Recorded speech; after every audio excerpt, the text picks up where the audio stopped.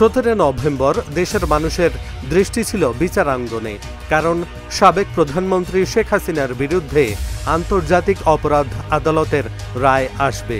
রায় এসেছে, আর এ নিয়ে মিডিয়া ও social media ব্যস্ত ছিল। আর এমনই দিনে দেশের দুটি গুরুত্বপূর্ণ বন্দর চলে গেল বিদেশি অপারেটরদের হাতে। দিনটিতে সরকার দুটি গুরুত্বপূর্ণ চুক্তি স্বাক্ষর করেছে, যার মাধ্যমে চট্টগ্রামের লালদিয়া কন্টেইনার টার্মিনাল এবং ঢাকার কাছে পানগাঁও কন্টেইনার টার্মিনাল এখন থেকে আর দেশীয় অপারেটরদের হাতে থাকছে না। এর মাধ্যমে বাংলাদেশের ইতিহাসে এবারই প্রথম বন্দরের গুরুত্বপূর্ণ কোনো অবকাঠামো বিদেশি প্রতিষ্ঠানের কাছে দীর্ঘমেয়াদে লিজ দেওয়া হলো।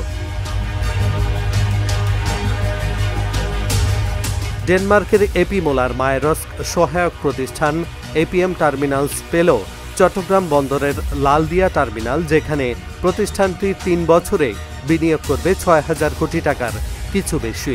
বন্দর অবশ্য তারা পাচ্ছে 30 বছরের জন্য। ঢাকার কেরানীগঞ্জের পানগাঁও নৌ টার্মিনাল আগামী 22 বছরের জন্য পরিচালনা ও ব্যবস্থাপনার দায়িত্ব পেয়েছে সুইজারল্যান্ডের প্রতিষ্ঠান মেডলগ, আর এজন্য তারা দিবে 400 কোটি টাকার মতো। ঢাকার ইন্টারকন্টিনেন্টাল হোটেলে চুক্তি স্বাক্ষরের কালি শুকানোর আগেই এর স্বচ্ছতা নিয়ে প্রশ্ন উঠেছে, কারণ সরকার চুক্তির একটি ধারাও প্রকাশ করেনি। এতে দরপত্র বিশেষজ্ঞ এবং বন্দর ব্যবহারকারীদের মধ্যে উদ্বেগ ছড়িয়ে পড়েছে। তাদের অভিযোগ, লালদিয়া প্রকল্পে প্রতিযোগিতামূলক দরপত্র ছাড়াই চুক্তি দেওয়া হয়েছে, যা পাবলিক প্রকিউরমেন্ট আইন 2006 ও বিধিমালা 2008-এর সরাসরি লঙ্ঘন। লালদিয়া টার্মিনাল নির্মাণে 3 বছর ধরে 6,700 কোটি টাকা বিনিয়োগ করবে এপিএম টার্মিনালস।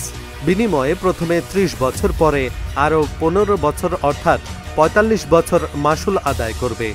এই 6,700 কোটি টাকা বাংলাদেশ নিজেই বিনিয়োগ করতে পারত। সেক্ষেত্রে পুরো সময়ে যে মাশুল আদায় হবে তার পুরোটা বাংলাদেশেরই থাকত। এখন এপিএম টার্মিনালসকে ইজারা দেওয়ার ফলে মাশুলের একটা ভাগ পাবে বাংলাদেশ, কিন্তু এই মাশুলের কত ভাগ বাংলাদেশ পাবে তা জনগণের কাছে প্রকাশ করেনি সরকার। বিশিষ্ট অর্থনীতিবিদ আনু মোহাম্মদ ফেসবুক পেজে বলেছেন, দশকের পর দশক ধরে অর্থনীতিকে প্রভাবিত করবে এমন দীর্ঘমেয়াদী বাণিজ্যিক চুক্তিতে স্বাক্ষর করা অন্তর্বর্তী সরকারের কাজ নয়। অন্তর্বর্তী সরকারের চুক্তির এখতিয়ার নিয়ে প্রশ্ন তুলে অধ্যাপক আনু মোহাম্মদ বলেছেন, গোপনীয়তা, অস্বচ্ছতা আর মাত্রাতিরিক্ত তাড়াহুড়ার মধ্য দিয়ে এই চুক্তি হয়েছে।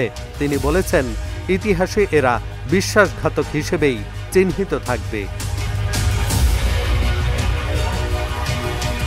ট্রান্সপারেন্সি ইন্টারন্যাশনাল বাংলাদেশের নির্বাহী পরিচালক ইফতেখারুজ্জামান বলেছেন, চট্টগ্রাম বন্দরের মতো বিষয় যা দেশের অর্থনীতির মূল স্তম্ভ, তা নিয়ে কাদের সঙ্গে কোন ধরনের চুক্তি হচ্ছে তা জানার অধিকার দেশের জনগণের রয়েছে।